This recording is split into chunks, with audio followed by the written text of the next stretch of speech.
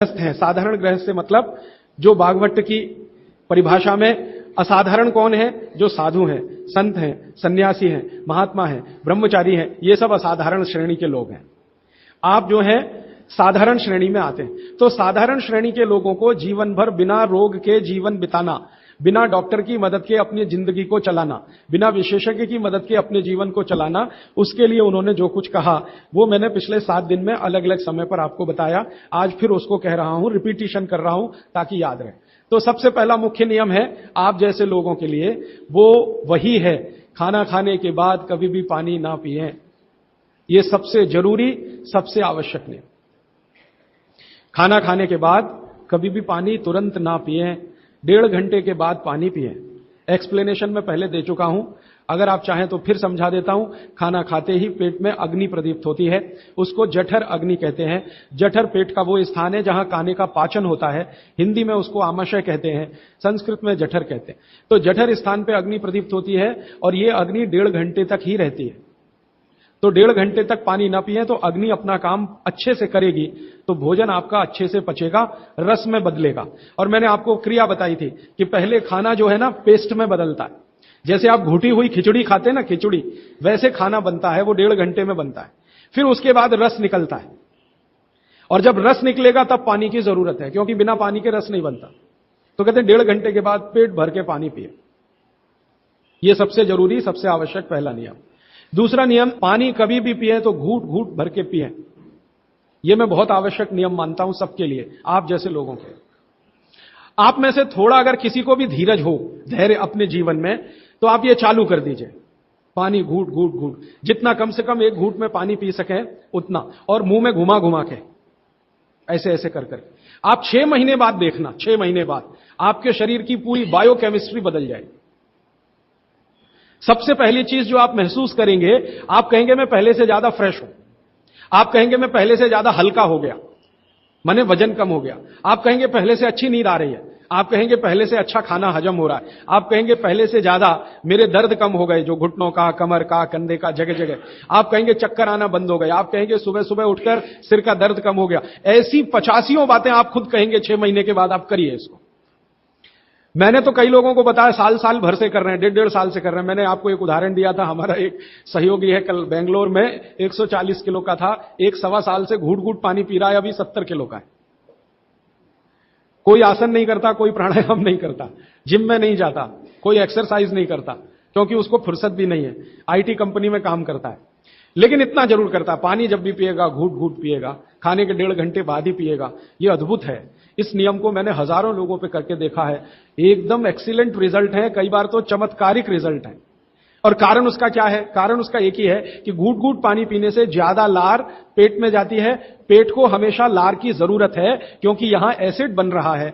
Acid खाने के समय में जो निकले तो खाना पचे, खाने के आगे पीछे जो एसिड निकलता है वो डाइल्यूट होना ही चाहिए, नहीं तो वो पूरे रक्त में जाकर उसकी एसिडिटी बढ़ा देता है। और वही एसिडिटी है जो आपको हार्ट अटैक लाती है, कार्डियक अरेस्ट की तरफ ले जाती है, ब्रेन हेमरेज करा देती है, पैरालाइज्ड हो जाते हैं आप। गंभीर से गंभीर रोग इसी एक नियम के ना होने से होते हैं। आप पानी गटागट गटागट जो पी रहे हैं, यही एक छोटी सी गलती जिंदगी में आपको सबसे भारी पड़ेगी। ठीक है?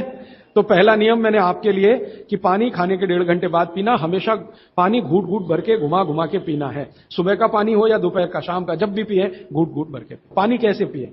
तो इन्होंने कहा ऐसे करके पिए। ये अच्छा नहीं है, आपके लिए अच्छा नहीं। आपको पानी हमेशा पीना है तो शरीर के नजदीक रख के ही पानी पिए। हमारे भारत में, मैं आपको एक बात ऐसी कहता हूं जो थोड़ी सी हटकर है, लेकिन आपको समझाने में मदद करे। भारत में हजारों साल की जो सभ्यता है, गिलास नहीं है। ये गिलास जो है ना विदेशी है, गिलास भारत का नहीं है। ये गिलास जो है ना यूरोप से आया, और यूरोप में पुर्तगाल से आया। ये पुर्तगाली जब हमारे देश में घुस गए, तब से गिलास में हम फंस गए। गिलास अपना नहीं है, लोटा है, लोटा।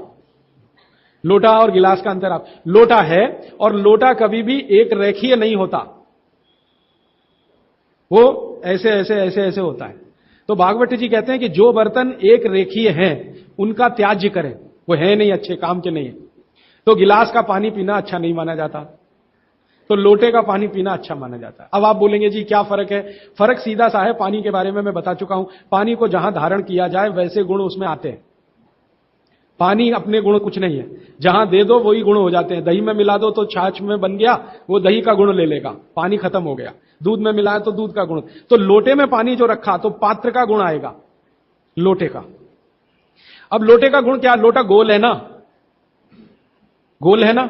और आप थोड़ा गणित अगर समझते हैं और विज्ञान समझते हैं तो हर गोल चीज का सरफेस टेंशन कम रहता है। हर गोल चीज का सरफेस टेंशन कम रहता है क्योंकि सरफेस एरिया कम होता है। हर गोल चीज का चूंकि सरफेस एरिया कम है इसलिए सरफेस टेंशन कम है। इसको हिंदी में पृष्ठ तनाव कहते हैं। हर गोल चीज का सरफेस एरिया कम है तो सरफेस टेंशन कम है, और सरफेस टेंशन कम है तो जो पानी उसमें है उसका भी सरफेस टेंशन कम है। तो कम सरफेस टेंशन का पानी ही आपके लिए सबसे ज्यादा उपयोगी है। अगर सरफेस टेंशन बढ़ा हुआ पानी आप पिएंगे तो बहुत तकलीफ करने वाला है। सरफेस टेंशन बढ़ी हुई कोई भी चीज आप खाएंगे तो तकलीफ करने वाली है, क्योंकि उसमें शरीर को तकलीफ देने वाला एक्स्ट्रा प्रेशर आता है। तो गिलास का पानी और लोटे के पानी में जमीन आसमान का अंतर। इसी तरह से कुएं का पानी, कुआं गोल है ना, सबसे अच्छा। ये सारे साधु संत कुएं का ही पानी पीते हैं, आप जानते हैं। ना मिले तो बिहार कर जाते हैं, जहां कुआं मिलेगा वहां पिएंगे। देखा ना आपने साधु संत, वो कुएं का पानी उनके लिए सर्वश्रेष्ठ है, क्योंकि कुआं गोल है, कुएं की सरकमफरेंस कम है और सरफेस एरिया कम है, इसलिए सरफेस टेंशन कम है। और सरफेस टेंशन कम होने से क्या होता है, पानी का एक गुण बहुत लंबे समय तक जीवित रहे। पानी का सबसे बड़ा गुण है सफाई करना। अब आपके लिए वो गुण कैसे काम में आ रहा है वो जरा देखिए। आपकी बड़ी आंत है और छोटी आंत है, आप जानते हैं कि उसमें मेम्ब्रेन है, कचरा उसी में जाके फंसता है, तो इसको निकाल निकाल के बाहर लाना पड़ता है। ये तभी संभव है जब सरफेस टेंशन कम वाला पानी आप पी रहे हैं। तो अगर सरफेस टेंशन बढ़ा हुआ पानी है तो ये कचरा बाहर नहीं निकालेगा। मैं इसको एक दूसरे तरह से समझाता हूं, कॉम्प्लिकेशन है लेकिन सरल समझा रहा हूं। आप एक एक्सपेरिमेंट करिए, आज घर जाइए और दूध लेके चेहरे पे लगाइए थोड़ी देर, और 5 मिनट बाद रुई से पूछिए तो रुई काली हो गई, है ना। कैसे? अंदर का कचरा और गंदगी बाहर आया। कैसे बाहर आया? वो दूध ने बाहर लाया। अब दूध कैसे बाहर लाता है? दूध का सरफेस टेंशन सभी वस्तुओं में सबसे कम है। तो जैसे दूध आपने अप्लाई किया, दूध ने इस त्वचा के सरफेस टेंशन को कम कर दिया, क्योंकि जो वस्तु का जो गुण है दूसरे पर लगाओ तो वैसा ही आएगा। तो यहां दूध ने सरफेस टेंशन कम किया तो त्वचा थोड़ी सी खुल गई, और त्वचा खुली तो अंदर का कचरा बाहर निकल गया। यही क्रिया पानी करता है पेट में। यही सेम, आपने पेट में पानी डाला, बड़ी आंत और छोटी आंत का सरफेस टेंशन इसने कम कर दिया, तो बड़ी आंत और छोटी आंत थोड़ी खुल गई, और खुली तो सारा कचरा उसमें से बाहर आ गया। और हाई सरफेस टेंशन का पानी पिए, ज्यादा सरफेस टेंशन का, तो आंतें सिकुड़ेंगी, क्योंकि तनाव बढ़ेगा।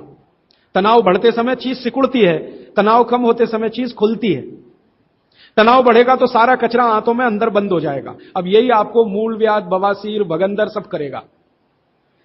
इसलिए सरफेस टेंशन कम वाला ही पानी पीना, लोटे का पानी सबसे अच्छा माना जाता है। गोल कोई भी वस्तु आपके घर में है उसमें रखा हुआ पानी पीना सबसे अच्छा माना जाता है। तो गोल कुएं का पानी है तो बहुत अच्छा है। गोल तालाब का पानी हो, तालाब भी गोल होते हैं ना, तो गोल तालाब का पानी बहुत अच्छा, गोल कुएं का पानी बहुत अच्छा। तालाब से छोटी एक पोखर होती है, पोखर, अगर पोखर गोल है तो उसका पानी बहुत अच्छा। नदी के पानी की तुलना में हमेशा कुएं का पानी अच्छा, क्योंकि नदी में गोल कुछ भी नहीं है, वो लंबी है, तो वहां का पानी हमेशा हाई सरफेस टेंशन वाला है। और नदी से ज्यादा खराब समुद्र का, और सबसे अच्छा पानी लोटे का। लोटे जैसी कोई भी गोल चीज है तो अच्छा। अब आप इसको प्रकृति में भी महसूस करेंगे, बारिश का पानी गोल होकर ही नीचे आता है, माने बूंदें सब गोल हैं, क्योंकि उनका सरफेस टेंशन हमेशा कम है। तो ये विश्लेषण लंबा चला जाएगा, लेकिन मैंने यहां जो आपको याद दिला दिया वो ये कि पानी पी रहे हैं तो गिलास में ना, ज्यादा अच्छा है लोटे में पिए। तो लोटे वापस लाएं घर में, लोटे ही निकल गए, अब गिलास घुस गए, और लोटे निकले ना तो लाखों कारीगरों की जिंदगी खत्म हो गई जो लोटे बनाते थे। खत्म हो गए कि नहीं? कसेरे खत्म हो गए। गांव गांव में कसेरा शब्द समझते हैं? वो ठोक पीट के लोटा बनाने वाले आदमी को कसेरा कहते हैं। वो पीतल के लोटे बनाते थे, कांसे के लोटे बनाते थे, सब मर गए बेचारे हमारे गिलास के चक्कर में। तो भागवत जी को अगर मानना है तो लोटा लाए, गिलास थोड़े कम करें, पानी लोटे का बहुत अच्छा। आगे बढ़ें, पानी कभी भी खड़े होकर ना पिए, ये मैंने पहले बता दिया है, फिर रिपीट कर रहा हूं, हमेशा बैठ के पिए। फिर उसके आगे का एक सूत्र है कि ठंडा पानी कभी ना पिए, और इस ठंडे पानी का ये यहां पर भी एक विश्लेषण में नया दे दूं आपको कि हर ठंडे पानी का सरफेस टेंशन बढ़ा हुआ होता है। हर ठंडे पानी का सरफेस टेंशन बढ़ा हुआ होता है, और हर गुनगुने पानी का सरफेस टेंशन कम होता है, और कम सरफेस टेंशन का ही पानी आपको पीना है, इसलिए ठंडा पानी ना पिए। एक विश्लेषण में पहले दे चुका हूं कि पानी जैसे ही आप ठंडा पिएंगे, उसका गुण है कि वो हर चीज को ठंडा करे। तो पेट को ठंडा करने की वो कोशिश करेगा। पेट ठंडा हुआ तो सारे ऑर्गन्स ठंडे हो सकते हैं और आप मर सकते हैं। तो पानी को पेट गर्म करेगा, फिर आप ये जान लीजिए, और पेट पानी को गर्म करेगा तो अतिरिक्त ऊर्जा लगेगी उसको, और वो ब्लड में से ही आएगी, तो सारा ब्लड पेट की तरफ दौड़ेगा। और बार बार आप ठंडा पानी पी रहे हैं दिन में 8-10 बार, तो हर बार ब्लड को पेट में भागना ही पड़ेगा। तो ब्रेन को ब्लड कम होगा, हार्ट को ब्लड कम होगा, ऑर्गन्स को ब्लड कम होगा, तो वो कमजोरी आने ही वाली है, और हार्ट अटैक आ सकता है, ब्रेन हेमरेज हो सकता है, क्योंकि कोई भी ऑर्गन को ब्लड कभी भी कम नहीं पड़ना चाहिए, तभी आप दुरुस्त रहने वाले। इसलिए ठंडा पानी गलती से भी ना पिए। तो हमेशा कैसा पानी पिए? गुनगुना पिए। एक समय के लिए भागवत जी ने कहा है कि जब बहुत तेज गर्मी पड़ती हो, आपके यहां तो पड़ती है, मार्च, अप्रैल, मई, जून, तो वो कहते हैं कि मिट्टी के घड़े का पानी पिए। मिट्टी के घड़े के पानी को गुनगुना करने की जरूरत उतनी नहीं है, क्योंकि मिट्टी से ज्यादा शुद्ध पानी को करने वाली दूसरी कोई वस्तु दुनिया में नहीं। तो ये, अब थोड़ा आगे चलें, वो ये कि खाना जब भी खाएं, आपके लिए नियम है, स्टैंडिंग पोजीशन, माने खड़े होकर कभी ना खाएं, हमेशा बैठ के खाएं। बैठने की स्थिति ये सबसे अच्छी है। कुर्सी पे भी अगर मजबूरी में बैठ रहे हैं तो इसी स्थिति में बैठ के खाना, नहीं तो जमीन पे तो बहुत ही अच्छा है। फिर उसके बाद एक नियम जो आपको जरूर पालन करना चाहिए, बहुत आवश्यक है आपके लिए, कि दो विरोधी वस्तुएं साथ में कभी ना खाएं। आप जैन हैं तो आपको तो सब अच्छे से समझता, भक्ष और अभक्ष का ज्ञान सभी साधु महाराज देते हैं, साध्वी जी देते हैं। दूसरे लोगों के लिए कह दूं, दूध और दही साथ में नहीं खा सकते, विपरीत हैं। हालांकि दूध से ही दही बनता है, लेकिन दूध और दही की प्रकृति एकदम अलग है। दूध कुछ और काम करता है, दही बिल्कुल अलग काम। तो दूध दही साथ में ना खाएं। दूध और दही की बनाई हुई कोई भी वस्तु साथ में ना खाएं। खीर खा रहे हैं तो दूध की है, तो कढ़ी नहीं खा सकते। कढ़ी खा रहे हैं तो दही की है, तो खीर नहीं खा सकते। कुछ भी ऐसी वस्तु जिसमें दूध और दही उपयोग है, वो साथ में नहीं। एक इसी तरह से शहद और घी आपके लिए बिल्कुल वर्जित है, आप बिल्कुल साथ में ना खाएं। शहद अलग खाएं, घी अलग खाएं। शहद ना खाएं तो भी चलेगा, गुड़ खाएं। अच्छा, ये बड़ी विचित्र स्थिति है, गुड़ और घी साथ में जरूर खाएं, शहद घी साथ में ना खाएं। गुड़ को बेहतर तरीके से अगर खाना चाहते हैं, गुड़ तो वैसे ही सबसे बेहतरीन चीज है दुनिया की, लेकिन और बेहतर बनाना चाहते हैं तो उसमें जरूर घी मिला के खाएं। तो गुड़ घी चलता है, शहद घी नहीं कभी भी। इसी तरह का एक नियम है कि जैक फ्रूट माने फणस, कटहल दूध के साथ सबसे खतरनाक है। और मैंने कहा खट्टे फल जितने भी हैं, संतरा है, मौसमी है, वगैरह वगैरह, ये दूध के साथ बिल्कुल नहीं चल सकते। एक ही फल है, भागवत जी कह रहे हैं, जो खट्टा भी है और दूध के साथ जरूर खाएं, वो आंवला है। आंवला ये जरूर दूध के साथ खाएं। इसके आगे का एक नियम है, वो द्विदल वाला एक नियम तो बता ही दिया, द्विदल और दही ना खाएं। और मजबूरी है कोई खाने की तो दही को गर्म करें, माने बघारें, तासीर उसकी गर्म करें, फिर आप खाएं, नहीं तो नहीं खाएं तो अच्छा है। द्विदल खा रहे हैं तो 1-1.5 घंटे बाद दही खाएं। छाछ अगर खा रहे हैं द्विदल के साथ तो 1-8 घंटे के बाद पी लें। और अगर पीनी ही है, तुरंत प्यास नहीं रुक रही है, तो छाछ को बघारें, माने उसमें अजवाइन हो, थोड़ा जीरा हो, हींग हो, उसका छोंक लगाएं तो उसकी तासीर बदलती है, तो आप ले सकते हैं। और इसके आगे का एक नियम कि सुबह का खाना 9:30-10 बजे तक, क्योंकि उस समय जठर अग्नि सबसे ज्यादा तीव्र है, और शाम का खाना 5-6 बजे तक। ये मैंने आपके हिसाब से कैलकुलेशन किया। भागवत जी ने कहा इसमें जलवायु का, मौसम का ध्यान रखना है, तो आपके हिसाब से, माने आप चेन्नई में हैं तो 9, 9:30, 10 बजे तक भरपेट खाना खाएं, शाम को 5-6 बजे तक भरपेट खाएं। बीच में अगर आप कहते हैं जी भूख लगी तो कुछ फल खा लें, नहीं तो अच्छी चीज भागवत जी ने जो कही है, सुबह का खाना जो 9-10 बजे खाएं, शाम का 5-6 बजे, उनको बीच में भूख लग रही है तो कहते हैं चना और गुड़ खाएं, शेंगदाना और गुड़, माने मूंगफली और गुड़ खाएं, माने उस समय आप चिक्की खाएं, क्योंकि गुड़ और चना, गुड़ और मूंगफली उसमें है। दोपहर को अगर भूख लग रही है, चिक्की आप चाहें तो अच्छी भी खा सकते हैं, माने ज्यादा भी खा सकते हैं। बस एक ही तकलीफ ध्यान में रखें कि जब चिक्की और गुड़ ज्यादा हो जाए तो थोड़ी सोंठ चाट लें या थोड़ी सोंठ खा लें, तो उसका जो तासीर है वो तुरंत बदल जाता है। नहीं तो ज्यादा चिक्की खा ली तो नाक में से खून आ सकता है। तो नाक से खून ना आए, थोड़ी सोंठ या अदरक सौंठ इस्तेमाल करते हैं तो सौंठ, नहीं तो अदरक उसके साथ ले। फिर आगे बागभट्ट जी कहते हैं कि आपके भोजन का आपके जो वातावरण से बहुत रिश्ता है। आप जिस वातावरण में रह रहे हैं उसका ध्यान हमेशा रखें। अब मान लीजिए आप मद्रास में रह रहे हैं, तो मद्रास के आसपास का जो वातावरण है ये गर्म है। गर्म वातावरण में गेहूं नहीं हो सकता। गेहूं को होने के लिए ठंड चाहिए। तो निश्चित रूप से चेन्नई के आसपास किसी खेत में गेहूं अच्छा होगा नहीं। कोशिश करेंगे तो तब अच्छा होगा जब ठंड बढ़ जाए, क्योंकि गेहूं ठंड की फसल है, गर्मी की नहीं। गर्मी की फसल जो है वो चावल है, धान है, चावल है, बाजरा बहुत गर्मी की फसल है। ये राजस्थान में रहने वाले सब लोग जानते हैं कितनी गर्मी है राजस्थान में, और वहीं बाजरा सबसे अच्छा होता है। कच्छ में, सौराष्ट्र में कितनी गर्मी है, बाजरा सबसे अच्छा वहीं होता है। तो गर्मी की जो फसलें हैं वो धान है, बाजरा है और जौ है, जवारी है। जवारी आप समझते हैं, ज्वार। तो ये सब आपके लिए अच्छे हैं। यहां चेन्नई में आप रहते हैं ना, ज्वार की रोटी खाएं, बाजरे की रोटी खाएं, गेहूं की कम ना खाएं तो भी चलेगा। जो यहां हो रहा है वो ज्यादा खाएं। अब आप बोलेंगे गर्मी में भी बाजरे की रोटी खाएं, ना खाएं, क्योंकि बाजरा वैसे तो गर्म है लेकिन गर्मी में भी खाना है। मान लो आपको स्वाद है, छूट नहीं रहा है, जगह छूट गई है, स्वाद नहीं छूटता। मन हमारा अभी भी राजस्थान में है या कच्छ में है या सौराष्ट्र में, कुछ मजबूरी है कि हम यहां रह रहे हैं। अगर ये मजबूरी खत्म हो जाए तो आप सब भागेंगे यहां से। मजबूरी कैसी, कच्छ में, सौराष्ट्र में इतना ही पैसा आ जाए तो आप सब चले जाएंगे, क्योंकि मन जो है ना छूटता नहीं है, स्थान से लगा रहता है, स्वाद मन के साथ जुड़ा हुआ। तो स्वाद के लिए ही अगर बाजरा खाना चाहते हैं तो बिना गुड़ के ना खाएं। यहां पर चेन्नई में गुड़ और घी के साथ बाजरे की रोटी आप खा सकते हैं, गुड़ और घी के साथ जवारी की रोटी आप खा सकते हैं। ज्यादा आप खाएं तो चावल आपके लिए, धान जो यहां होता है वो सबसे अच्छा है। तो तासीर ध्यान रखें, आबो हवा का ध्यान रखें, वातावरण का ध्यान रखें, हर बनाते समय भोजन में और खाते समय भोजन में। ये कुछ सूत्र हैं जो बहुत आवश्यक हैं आपके लिए, मैं मानता हूं, जो मैंने आपको पिछले एक 45 मिनट या 30 मिनट में जो रिपीट किए, जिनको मैं बहुत आवश्यक मानता हूं। और इसमें से एक सूत्र छूट गया जो बहुत आवश्यक, सुबह सुबह उठकर पहले पानी पिएं। सुबह सुबह उठकर पहले पानी पिएं। कारण मैं बता चुका हूं कि उठते ही आपके मुंह में जो लार बन रही है वो बहुत बहुत बहुत कीमती है, उसकी कीमत लगा नहीं सकते आप, वो एकदम अमूल्य चीज है। वो अंदर ही जाए तो अच्छा है।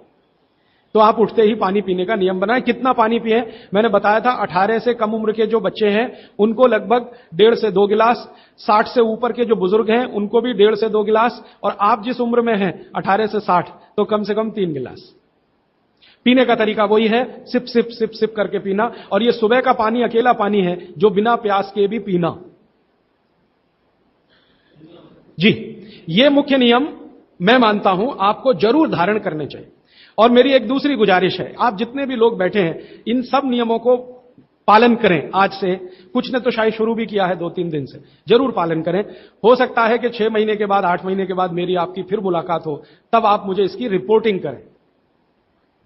रिपोर्टिंग करें क्यों? मैं आप सबको बागभट्ट का चेला बनाना चाहता हूं।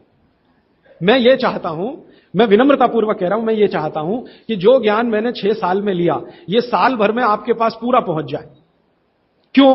आप तो इसको अपने जीवन में पालन करके स्वस्थ रह ही सकते हैं, अपने परिवार को भी रख सकते हैं और पड़ोसियों को भी रख सकते हैं। और बागभट्ट ने कहा है कि जो अपने दुखों को दूर कर ले और दूसरों के दुखों को दूर करने का काम करे वही मोक्ष का भागी है, माने भागीदार हो सकता है। तो मैं चाहता हूं आप सब मेरे साथ मोक्ष में चलें, वहां भी हम यही करेंगे तो आप अच्छे हो जाएंगे, देश भी अच्छा हो जाएगा। ये कहकर मैं प्रश्नों की तरफ चल रहा हूं। प्रश्न मेरे पास भरपूर आ चुके हैं। मैं कोशिश ये करूंगा कि जो प्रश्न एक बार उत्तर आ गया उसको दोबारा नहीं दूंगा।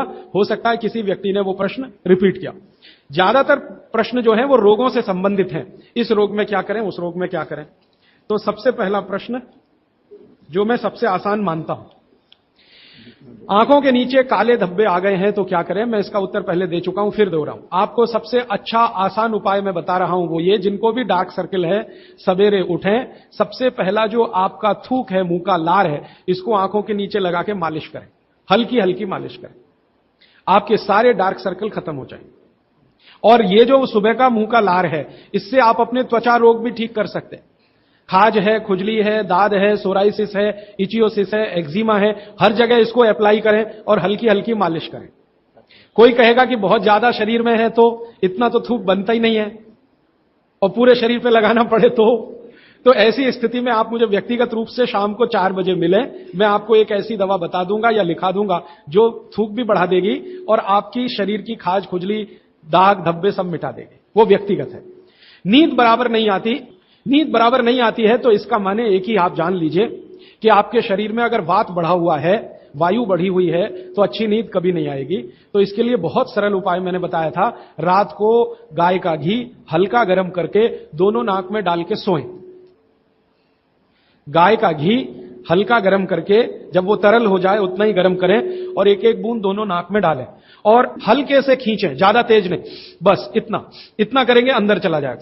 बहुत खींचने की जरूरत नहीं क्योंकि आगे चला जाएगा, जहां नहीं जाना चाहिए वहां भी चला जा सकता है। तो हल्का खींचकर छोड़ दें और सो जाएं, भूल जाएं। फिर नींद बहुत अच्छी आएगी, खर्राटे बिल्कुल बंद हो जाएंगे, स्नोरिंग बिल्कुल खत्म हो जाएगी। नींद के समय जो खराब सपने आ रहे हैं वो सपने कभी आएंगे नहीं, अच्छे ही सपने आएंगे जब भी आएंगे। रात में नींद कभी खुलेगी नहीं, 6 घंटे के पहले आप उठेंगे नहीं कम से कम। रात की नींद खुलने का एक वो तकलीफ आ गया ना, पेशाब आती है नींद खुल जाती है। घी डाल के सोएंगे तो रात को नींद कभी नहीं खुलेगी, 6, साढ़े 6, 7 घंटे के बाद ही खुले। और बच्चों को तो जरूर करें, इससे और एक फायदा होगा, स्मरण शक्ति बढ़ेगी। ठीक है, तो अब एक ही कागज पर ये 3 प्रश्न थे, तीनों उत्तर दे दिए। अब आगे जिस कागज में ये प्रश्न आएंगे उत्तर नहीं दूंगा। अभी है हाई ब्लड प्रेशर, रक्त का ऊंचा दबाव, अस्थमा, पेट की कब्जी, और इसमें भी फिर आ गया है त्वचा का कालापन, वो मैं उत्तर दे चुका हूं। अब मैं आ जाता हूं ब्लड प्रेशर हाई है। वैसे तो ब्लड प्रेशर हाई और लो होना ये काल्पनिक चीज है, कभी बाद में चर्चा करूंगा, लेकिन अगर आपके मन में बैठ गई है तो इतना ही जान लीजिए कि आपको जब लग रहा है और डॉक्टर कोई कह रहा है कि आपका बीपी हाई है, तो समझ लीजिए, इसको भागवत जी दूसरे सूत्र में कहते हैं कि रक्त की अम्लता बढ़ी हुई है, एसिडिटी बढ़ी हुई है। अब रक्त में अम्लता है तो अम्लता को खत्म करने के लिए क्षारीय चीज खाएं, क्षार चीज खाएं, क्षार।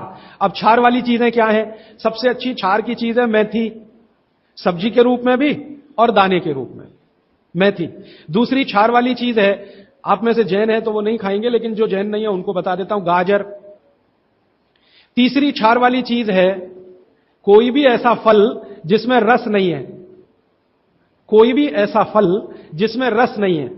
सेब ये क्षारीय है, केला ये क्षारीय है, अमरूद ये क्षारीय है। कोई भी ऐसे फल याद रहेगा आपको जिसमें रस नहीं है, ये सब क्षारीय है। सब्जियों में पालक क्षारीय है, बैंगन क्षारीय है। आलू के बारे में कहते हैं ना अम्लीय ना क्षारीय, वो बीच का है। तो जो सब्जियां आपको क्षारीय हैं और जो मसाले माने औषधियां क्षारीय, इनका उपयोग करें तो अम्लता अपने आप कम होगी, तो ब्लड प्रेशर कम होगा, तो ट्राइग्लिसराइड कम होगा, मोटापा भी कम होगा, सब कुछ कम होगा आपका। तो हमेशा याद रखें। तो मेथी दाने का उपयोग मैंने बता दिया है, पानी में डाल के रात को छोड़ दें, सुबह उठकर दाना चबा के खाएं, पीछे से पानी पिए। गाजर का उपयोग बता दिया, कद्दूकस में घिसें, गाजर ले लें और वो कद्दूकस की गाजर को खा लें। और क्षारीय चीज मेथी की सब्जी रोज खाएं, पालक की सब्जी रोज खाएं। हरे पत्ते की कोई भी सब्जी क्षारीय होती है, हरे पत्ते की कोई भी सब्जी क्षारीय होगी, और फल जिसमें रस नहीं है वो सब क्षारीय होंगे। बस याद इतना ही रखें। तो आप अगर उपयोग करेंगे तो हाई ब्लड प्रेशर तो जाएगा ही, उसके साथ ब्लड कोलेस्ट्रॉल कम रहेगा, ट्राइग्लिसराइड कम रहेगा, मोटापा कम होगा, पेट आपका कम होगा, और उसके अंत में हार्ट अटैक आएगा नहीं। ब्लॉकेज भी है तो निकल जा। और एक क्षारीय चीज मैं भूल गया बताना, लौकी, दूधी। सब्जियों में सबसे ज्यादा क्षारीय कोई चीज है तो दूधी, माने लौकी ज्यादा खाएं, दूधी ज्यादा खाएं, और उसका रस भी पिए कच्ची दूधी का, तो और अच्छा है। जितने भी हाई बीपी के मरीज हैं उनके। अस्थमा, अस्थमा भी जो एक बीमारी है ना, वो वायु के प्रकोप की बीमारी है। तो अस्थमा ज्यादा है तो इसके लिए जो मैं बहुत बार बोल चुका हूं, फिर बोल रहा हूं, दालचीनी ये क्षारीय है, दालचीनी का उपयोग करें शहद के साथ। शहद क्षारीय है तो दालचीनी, शहद। शहद नहीं ले सकते तो गुड़। ये जो नारियल होता है ना, नारियल, मैंने आपको थोड़ी देर पहले एक बात कही है और मुझे याद आ गई, तो मैंने आपसे कहा जो भी फल में रस नहीं है वो क्षारीय है और जो भी फल में रस है वो अम्लीय है। लेकिन ये नारियल अद्भुत फल है जो क्षारीय है रस होते हुए भी, तो ये क्षारीय है। अब ये क्यों है, ये बाद का विषय। तो आप अगर अस्थमा से शिकार हैं, दमा के शिकार हैं, तो नियमित रूप से नारियल खाइए, हरा नारियल खाइए, कच्चा नारियल जिसको कहा जाता है, चबा चबा के खाइए। कितना खाएं जी? एक दिन में 50 ग्राम तक खा सकते हैं चबा चबा।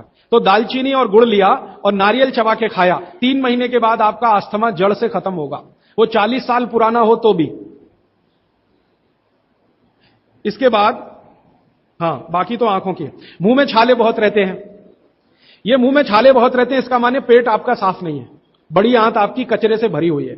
तो मुंह में छाले रहते हैं तो सुबह सुबह का जो मैंने नियम बताया ना, पानी उठते ही पिए, घूट घूट पिए, तो छाले अपने आप खत्म। जैसे ही बड़ी आंत साफ हो जाएगी, छाले कभी नहीं आएंगे। और अगर आपको यह करने के बाद भी छाले में आराम नहीं मिल रहा है, तो आपको एक सरल आसान दवा बता देता हूं, जो होम्योपैथी की दुकान में मिलती है, जो बड़ी आंत को सबसे जल्दी से साफ कर देती है। उस दवा का नाम है बोरेक्स। सुहागा, सुहागा आप सब जानते हैं ना, सुहागा आंत को साफ करने वाली सबसे तीव्र दवा है, तीव्र। इसी का डाइल्यूशन करके होम्योपैथी में बनाया बोरेक्स। तो ले लें, किसी भी होम्योपैथी की दुकान से खरीद लें।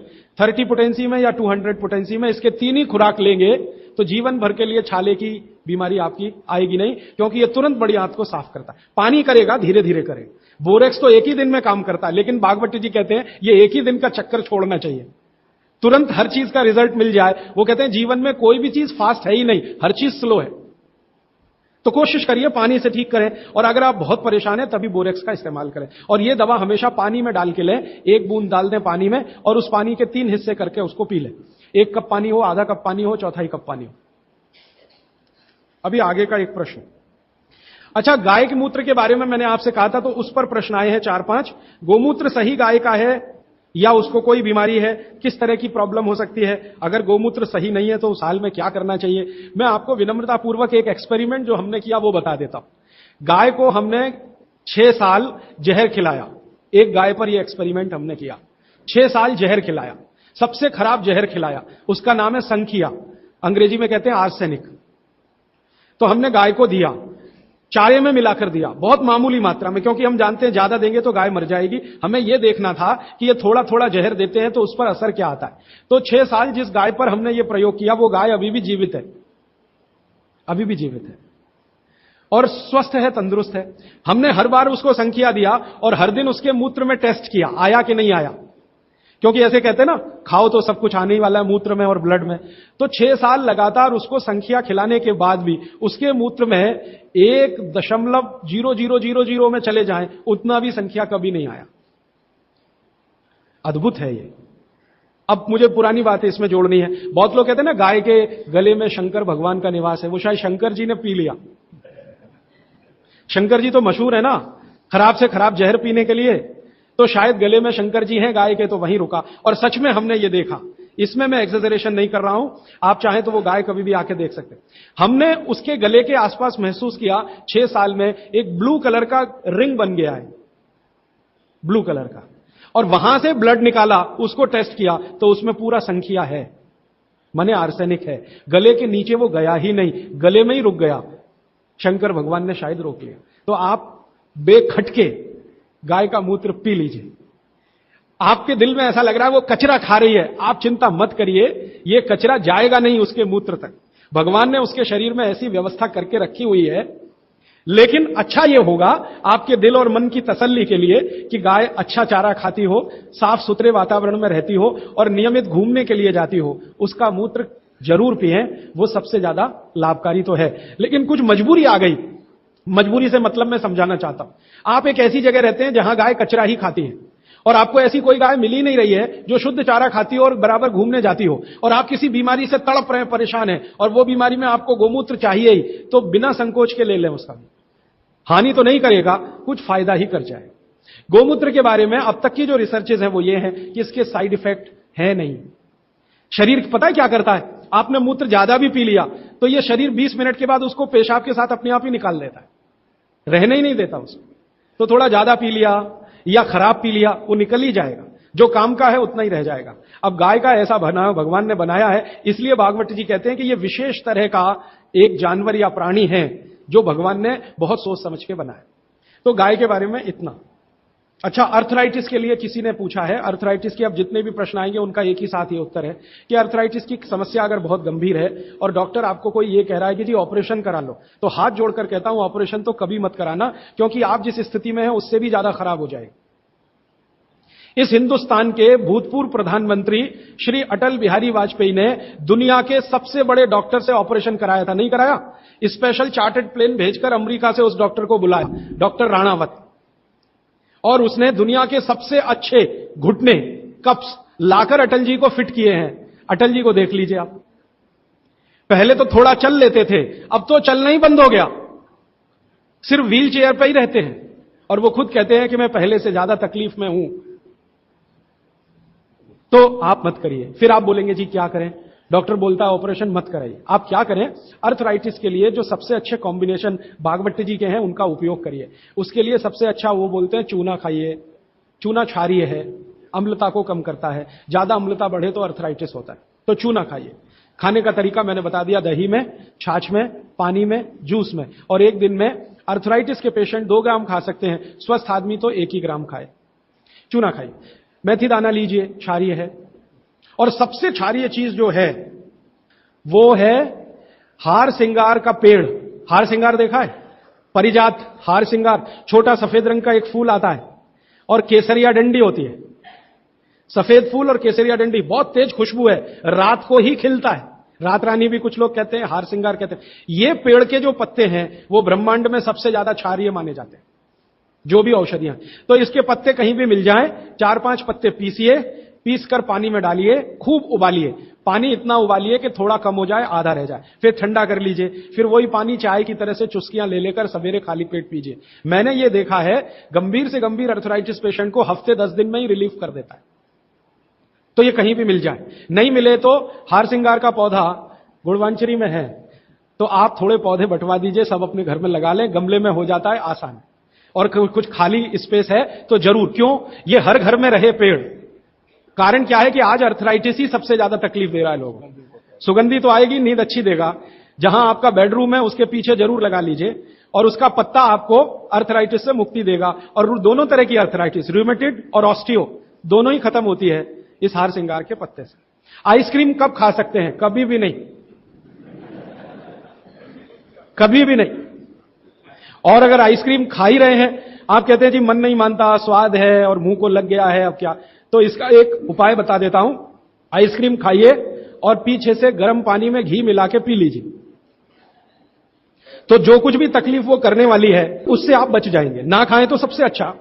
दालचीनी सौंठ का काढ़ा ये लोग जरूर पिए, जिनको अस्थमा है, जिनको अर्थराइटिस है, माने वायु के रोग हैं, वो दालचीनी का काढ़ा जरूर पिए, गुड़ मिला के। मूंगफली और तिल जरूर खाएं। भगवान की दी हुई तिल दुनिया की सबसे अद्भुत वस्तु है।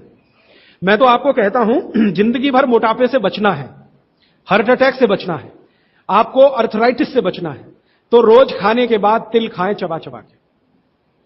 काला तिल मिले तो बहुत अच्छा, नहीं तो सफेद ही खाएं। और आप जहां रहते हैं यहां के लिए तो बहुत ही अच्छा, मद्रास जैसे एरिया के लिए। एसिडिटी कम करने के लिए क्या करें, अम्लीय चीज ना खाएं, क्षारीय चीज ज्यादा खाएं, एसिडिटी कम होगी। और पानी घूट घूट पिए, 1-1.5 घंटे के बाद पिए, सुबह उठते ही पानी पिए, एसिडिटी सबसे पहले खत्म होगी। और आखिरी दवा जो सबसे प्रभावी है, जिनको भी एसिडिटी की बहुत तकलीफ है, खाने के बाद ये जो अजवाइन है ना, अजवाइन, इसको भूने तवे पे और थोड़ा काला नमक मिला के ले लें। मिश्री का सेवन बहुत अच्छा है, चीनी से बहुत अच्छा, लेकिन गुड़ से थोड़ा कम अच्छा। मिश्री चीनी की तुलना में तो बहुत अच्छी है और गुड़ से कुछ कम अच्छी है। तो चीनी छोड़ रहे हैं तो मिश्री पे चले जाइए, मिश्री छोड़कर गुड़ पे आ जाइए। हाँ, एक किसी ने सवाल पूछा है कि आप कौन सी जगह पे परमानेंट मिलते। मैं परमानेंट कहीं नहीं मिलता। लोग जो है ना मुझे कहते हैं कि राजीव दीक्षित रेल आश्रमी है, माने हर दिन ज्यादा से ज्यादा मैं रेल में मिलता हूं। तो परमानेंट मिलने के लिए एक केंद्र है, आपको उसका पता किताब में है, वो आप ले लीजिए, फोन नंबर। वहां आप कोई भी चिट्ठी भेजेंगे, मैं जहां भी रहता हूं मेरे पास आ जाती है। और ईमेल करेंगे तो मैं हर जगह खोल खोल के मेरा मेल बॉक्स चेक करता रहता हूं। तो वो पता जो वर्धा सेवाग्राम का है, भारत पीठम 10 ज्योतवानी लेआउट, सेवाग्राम रोड, सेवाग्राम, जिला वर्धा, महाराष्ट्र, ये मेरा परमानेंट केंद्र है। वहां आप पत्र भेज सकते हैं, फोन भी कर सकते। वहां फोन कभी भी करें तो पता चल जाएगा मैं कहां हूं। और मेरा मोबाइल नंबर आप सबको मैं चाहूं तो लिखा देता हूं, 9422903599 9422903599। ये मेरा मोबाइल नंबर है। और ईमेल एड्रेस है RAJIVDIXITABA RAJIVDIXITABA@rediffmail.com। और निरंजन भाई, प्रदीप भाई, ये कभी भी आप इनको संपर्क करेंगे तो ये कहीं भी खोज के बताएंगे कि मैं कहां हूं। अभी मेरे पास एक प्रश्न है, वो इस समय के विषय से तो नहीं जुड़ा, लेकिन मैं जोड़ के जरूर उत्तर दे देता हूं। आजकल हमारे घरों में पेप्सी कोक से भी ज्यादा नूडल्स खाया जा रहा है। पेप्सी कोक कम हुआ है पिछले 2-3 साल में, अच्छा हुआ, नूडल्स खाया जा रहा है। तो नूडल्स के बारे में आपको एक जानकारी दे दूं कि सबसे खराब वस्तु अगर खाने की कोई हो सकती है, कचरे में कचरा, तो वो यही है नूडल्स। एक तो मैदे की है, ऊपर से सड़ा हुआ है। 6-7 दिन मैदे को सड़ा के रखा जाए तब नूडल्स तैयार होता है। और इस नूडल्स में टेस्ट लाने के लिए सूअर के मांस का रस मिलाया जाता है। बिना उसके नूडल्स बन ही नहीं सकता। जो मैगी है ना, मैगी या कोई भी नूडल्स, सूअर के मांस का रस, सड़ा हुआ मैदा, 6-6 दिन पुराना, उससे तैयार हुआ है। अब आप तय कर लो, खाना है या नहीं खाना। एक प्रश्न है जिसका उत्तर दे नहीं सकता। किसी ने कहा आज की शिक्षा बहुत बेकार है, वैकल्पिक शिक्षा की बात बताइए। तो समय ज्यादा है, आप मुझे ईमेल करिए, मैं लंबा जवाब दूंगा।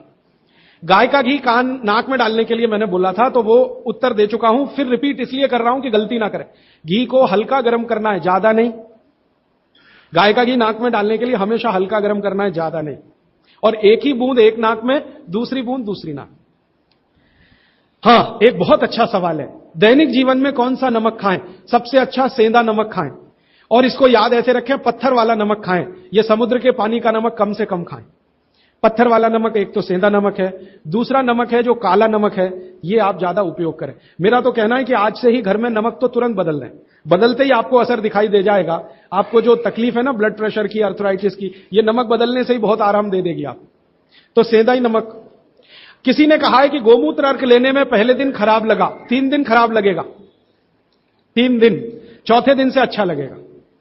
तो छोड़े नहीं उसको। एक दिन खराब लगा, छोड़िए मत, दूसरे दिन भी लीजिए, तीसरे। गोमूत्र अर्क है ना, तो 1 चम्मच से ज्यादा मत लीजिए। और गोमूत्र प्योर है तो आधा कप लीजिए। किसी को प्रश्न है कि दिन भर नींद आती रहती है, क्या करें? वैसे तो नींद आए तो अच्छा है, लेकिन दिन भर नींद आए तो अच्छा नहीं है, तो क्या करें? इसका मतलब यह है कि आपके शरीर में एक क्षार बहुत कम है, और यह वही क्षार है जो आपको सबसे ज्यादा मिलता है चूने से। जिनको दिन भर नींद आती है वो चूना खाएं, मट्ठे में मिला के, छाछ में मिला के। नारियल का तेल बालों में जरूर लगाएं। किसी ने पूछा है, लगाएं? जरूर लगाएं। नारियल का तेल आप खा भी सकते हैं, क्योंकि आप चेन्नई में रहते हैं। अगर आप पटना में रहेंगे तो नहीं खा सकते नारियल का तेल, चेन्नई में रहते हैं तो जरूर खा सकते। मालिश करना चाहें जरूर करें। डायबिटीज के लिए क्या करें? डायबिटीज का जो सबसे अच्छा उपाय मैंने बताया था, मेथी दाना और त्रिफला चूर्ण। त्रिफला चूर्ण माने हरडे, बहेड़ा, आंवला, 1-2-3 अनुपात वाला त्रिफला चूर्ण 1 चम्मच, मेथी दाना 1 चम्मच, दोनों मिलाकर गर्म पानी में रात को रख दें। सवेरे उठकर इस पानी को पी लें और उसमें जो कुछ है चबा के खा लें। 3-4 महीने नियमित करेंगे, ब्लड शुगर नॉर्मल आने की पूरी संभावना है। और नहीं आए 3-4 महीने में ब्लड शुगर नॉर्मल, तो एक मुझे ईमेल जरूर करें या फोन करें। शुगर खाना नहीं खाना, चीनी बिल्कुल बंद कर दीजिए, क्योंकि यही अकेली चीज है जो पचती नहीं आसानी से। बाकी चीनी छोड़कर कुछ भी खाइए। पथरी अगर है शरीर में, और थायराइड, थायराइड का सबसे अच्छा उपाय है धनिया पत्ता है ना, धनिया पत्ता, इसकी चटनी, धनिया पत्ते की चटनी बनाइए, पानी में मिला के पी जाइए। पानी गुनगुना रहे। कितनी चटनी? 1 चम्मच चटनी। उसमें कुछ डालिए मत, नमक मिर्ची कुछ मसाला नहीं, खाली धनिया पत्ते की चटनी। और जब तक धनिया मिल रहा है तो ये हरे पत्ते की चटनी। धनिया मिलना बंद हो जाए तो सूखा धनिया। ये धनिया जो है ना, थायराइड की सबसे अच्छी दवा मानी जाती है। पथरी, पथरी जिसको भी है वो चूना कभी ना खाएं, ये याद रखें। कहीं भी शरीर में पथरी है तो चूना कभी ना खाएं। तो फिर क्या खाएं? एक दवा है पत्थर तोड़ दवा, क्या बोलते हैं आप उसको? पाखंड भेद। शोभाकांत जी के यहां वो दवा है पाखंड भेद, कहीं भी मिल जाएगा। तो आप इसका काढ़ा बना के पिए। ये जो पाखंड वेद है ना, इसका काढ़ा पानी में डाल के उबाल के। और ये दवा आसानी से होम्योपैथी में उपलब्ध है, और इसी दवा का होम्योपैथिक नाम है बर्बेरिस, बर्बेरिस वल्गेरिस। पाखंड वेद का बोटेनिकल नाम है बर्बेरिस वल्गेरिस। ये किसी भी होम्योपैथी की दुकान में मिलेगा। वो पूछेगा कैसे दूं, तो कहना मदर टिंचर में दो। ये कोई भी घर में रखिए, आप बिल्कुल निसंकोच इस्तेमाल कर सकते हैं, साइड इफेक्ट कुछ नहीं है इस दवा का। बर्बेरिस वल्गेरिस मदर टिंचर ऐसा बोलिए तो ये हल्के गुलाबी रंग की होगी, डार्क कलर की भी हो सकती है। इसकी 10-10 बूंदें 1/4 कप पानी में डालकर दिन में 3-4 बार पिलाएं। 1 महीने 1.25 महीने में सारी पथरी टूटकर निकल जाएगी। और नहीं तो पाखंड वेद जो दवा मिले आयुर्वेद की, उसका काढ़ा बना के 15-20 दिन ले ले। काढ़ा जल्दी तोड़ता है पत्थर को, बर्बेरिस को समय ज्यादा लगता है। पानी में चूना मिला के पी सकते हैं, जरूर पीजिए, पथरी वाले नहीं। दांतों का दर्द, दांतों के दर्द की सबसे अच्छी दवा है लौंग।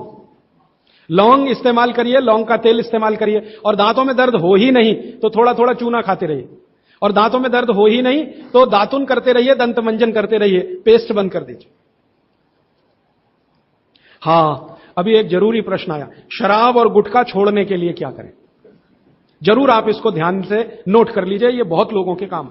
शराब, गुटखा, तंबाकू, सिगरेट और बीड़ी, ये 5 बुराइयां व्यसन के रूप में हमारे घरों में आई हैं और देश का सर्वनाश किया है। इनके बचने के लिए बहुत अच्छा है, संकल्प शक्ति से बचें तो अच्छा है। भागवती जी कहते हैं किसी भी व्यसन से बाहर आना हो तो संकल्प शक्ति के साथ आइए तो अच्छा। नहीं है संकल्प शक्ति तो दवा का उपयोग करिए। तो क्या दवाएं हैं आपके पास? सबसे अच्छी दवा है शुद्ध गाय का मूत्र, अर्क नहीं, शुद्ध गाय का मूत्र। दूसरी दवा आपके घर में है अदरक या सौंठ।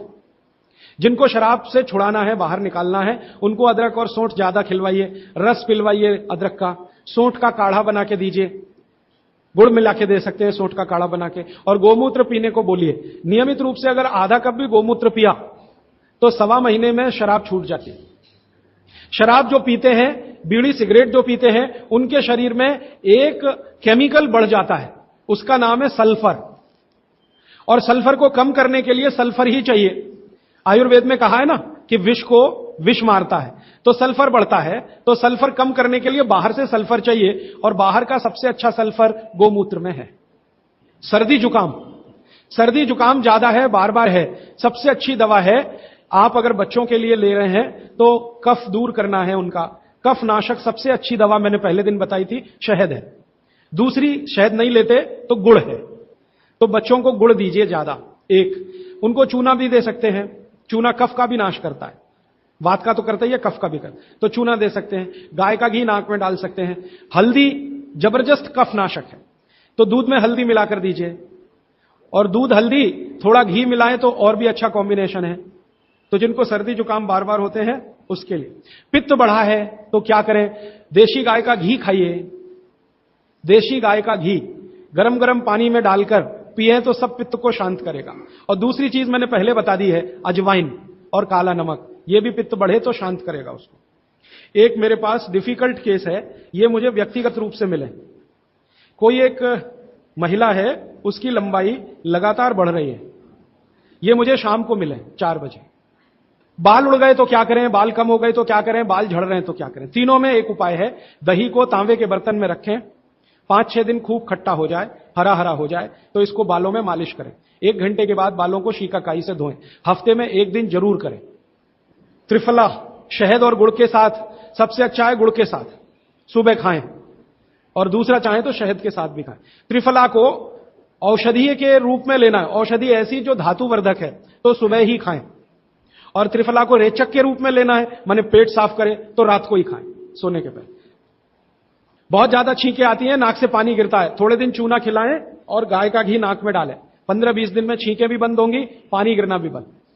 केवड़ा डालकर जल पी सकते हैं क्या गर्मियों में? केवड़ा एक होता है ना, आयुर्वेदिक औषधि है।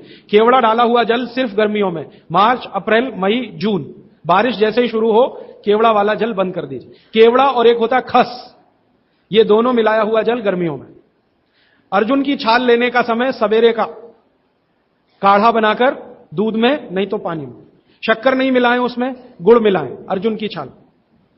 टॉन्सिलाइटिस की रेमेडी, टॉन्सिल्स की सबसे अच्छी रेमेडी हल्दी, हल्दी का दूध बच्चों को रात को पिलाएं, टॉन्सिल नहीं होगा। पिपरमेंट के बारे में किसी ने पूछा है, आप शाम को 4 बजे मिले, मैं थोड़ा विस्तार से बता दूं। यूरिक एसिड अगर शरीर में जमा है तो मैंने आपसे बार बार कहा है क्षारीय चीजें ज्यादा खाएं, एसिड निकल जाएगा। सबसे अच्छी क्षारीय चीज गोमूत्र पी लें, यूरिक एसिड एकदम साफ कर देता है गोमूत्र, लेकिन प्योर गोमूत्र। उड़द की दाल दालों का राजा है, बिल्कुल सही है, लेकिन दही के साथ नहीं।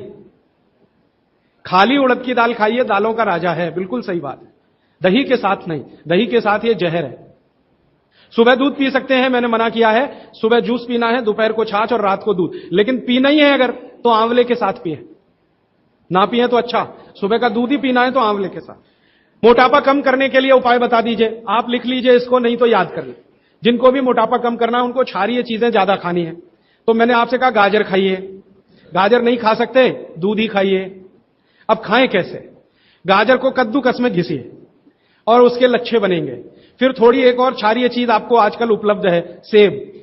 सेब पूरा क्षारीय होता है, तो सेब को कद्दूकस में घिसिए, दोनों बराबर मात्रा में मिला के सुबह पेट भर के खा लीजिए। 3 महीने लगातार खाइए। फिर अगले 3 महीने इसको बैलेंस करने के लिए आंवला खा लीजिए। आंवला 2-3 आंवला रोज मुरब्बे के रूप में या क्या। फिर 3 महीने आंवला हुआ, फिर वापस इस गाजर और इस पे आ जाइए। तो साल भर अगर आप करेंगे तो बहुत आराम से 1/3 वजन तो आपका घट ही जाएगा।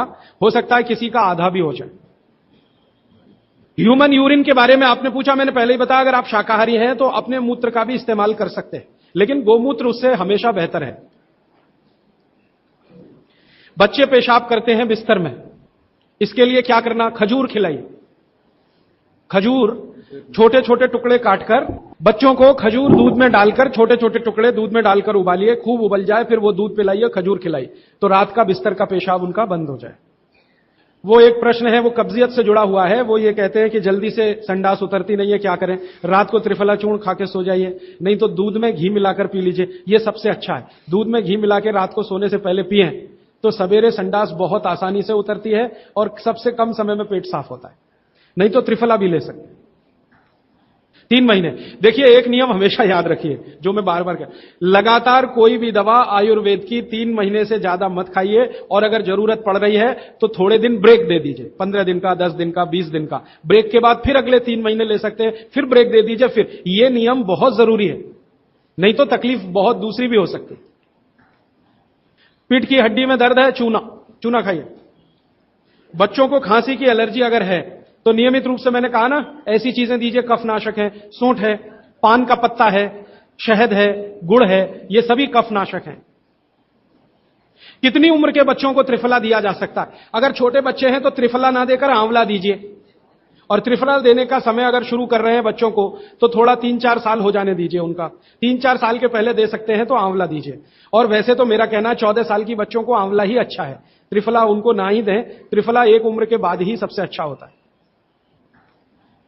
बहुत अधिक उम्र में घुटनों का दर्द, कमर का दर्द, तरीका मैंने वही बताया, चूना सबसे अच्छा है। अधिक उम्र में चूना सबसे अच्छा, अर्थराइटिस के लिए, घुटनों के दर्द। एड़ी का दर्द और कोहनी का दर्द तो ऐसे ही मिट जाएगा जब पानी घूट घूट पीने लगेगी। जल्दी भूल जाए, स्मरण शक्ति कम हो, गाय का घी नाक में डालना सोते समय। नींद जल्दी ना आए तो क्या करना? गाय का घी नाक में डाल के सोना। हां, एक बहुत इंटरेस्टिंग प्रश्न आया, वो पहले दिन का जो मेरा व्याख्यान था कि फ्रिज का क्या करें। तो मैंने तो बोला था कि ये बंद कर दें, अगर आपका दिल नहीं मानता बंद करने के लिए, क्योंकि मैंने कहा ना, हिंदुस्तानियों में एक बुरी आदत है कचरे को इकट्ठा करने की। घर में डिब्बे डिब्बी इतने इकट्ठे रहते हैं, फालतू पड़े रहते हैं, फेंकते नहीं हमें, हमेशा ये सोचते कभी काम आएंगे, कभी काम आएंगे। तो ये चक्कर घुस गया। अब पता नहीं ये अंग्रेजों के समय से आया या पुराना। तो फ्रिज भी वैसी ही कोई चीज है। तो एक बहन ने या किसी ने सवाल ये लिख के भेजा है कि फ्रिज में से हमने सब्जी निकाल के 48 मिनट रख दी, तो अब उपयोग कर सकते हैं? हाँ, कर सकते हैं। उसको शायद ये बात अच्छे से समझ में आई। वो 48 मिनट का जो किस्सा मैंने बताया ना, तो वो चाहती नहीं है कि फ्रिज घर के बाहर जाए, किसी तरह इसका उपयोग होता रहे। तो ये मजबूरी का खेल है, लेकिन कर लीजिए कि आप कुछ भी जो रखा है फ्रिज में, अगर उसको पकाना चाहते हैं, खाना चाहते हैं, तो निकाल के 48 मिनट रख दीजिए, फिर उसका उपयोग कर लीजिए सब्जी के रूप में। नहीं तो एक चीज मत करिए कभी भी, कोई भी चीज एक बार गर्म करके आपने फ्रिज में रख दी तो दोबारा गर्म मत करिए। वो दूध हो या सब्जी हो या दाल हो, करिए ही मत। क्या करना? निकाल के रख दीजिए, 48-50 मिनट रखी रहे, वो अपने आप थोड़ी गर्म हो जाएगी प्रकृति की गर्मी से, फिर वही खा लीजिए। गर्म तो दोबारा बिल्कुल मत करिए। फ्रिज के दूध को दोबारा गर्म कभी मत करिए, फ्रिज की दाल को दोबारा गर्म कभी मत करिए, फ्रिज की सब्जियों को दोबारा गर्म मत करिए। चटनी भी फ्रिज में से निकाल के रख के खाइए। दही भी फ्रिज में दही रख देते हैं, 48 मिनट रखा रहने दीजिए, फिर आप उसका उपयोग करिए, तुरंत निकाल के और छाछ बना के, वो बिल्कुल मत करिए। मेवा खाना चाहिए कि नहीं? सूखा मेवा जरूर खाइए, ड्राई फ्रूट्स आप जरूर खाइए, लेकिन जो ड्राई फ्रूट्स आपके लिए अनुकूल हैं, आप जहां रहते हैं वहां के हिसाब से मैं कह रहा हूं। सबसे अच्छा बादाम आपके अनुकूल है, आपके अनुकूल काजू नहीं है। बादाम बहुत अनुकूल है मद्रास में रहने वालों को, काजू अनुकूल है जम्मू कश्मीर में रहने वाले, तो बादाम भरपूर खा सकते हैं। और जो दूसरी चीज अनुकूल है, मुनक्का, किशमिश, किशमिश और मुनक्के में थोड़ा अंतर है, बड़ी किशमिश को मुनक्का, तो मुनक्का और किशमिश ये आपके बहुत अनुकूल है। बादाम आपके बहुत अनुकूल है। मखाना, मखाना 50-50 है। ज्यादा अनुकूल तो बिहार उत्तर प्रदेश वालों को है, और थोड़ा चले तो झारखंड वालों को। आपके लिए 50-50, ना बहुत प्रतिकूल है ना बहुत अनुकूल है, बीच का है। और बाकी जो अखरोट वगैरह हैं ये आपके अनुकूल नहीं।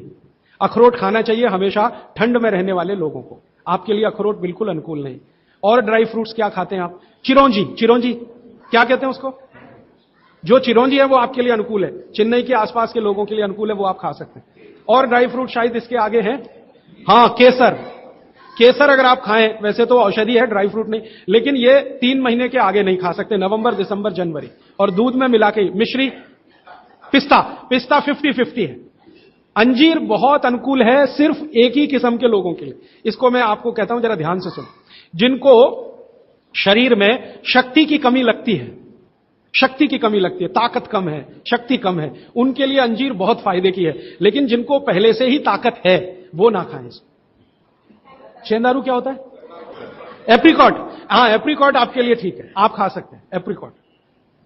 हाँ, एक सुझाव है, प्रश्न नहीं है, और वो सुझाव मुझे स्वीकार है। वो ये कहते हैं कि आप चले गए उसके बाद क्या? तो उसके बाद ये व्यवस्था या अभियान या ये बातें या ये ज्ञान सतत निरंतर चलता रहे, इसके लिए आपकी मेरी एक छोटी सी कोई एक एडजस्टमेंट हो जाए तो बहुत अच्छा। मैं ये चाहता हूं कि जो कुछ मैंने सीखा वो आप सीख लो।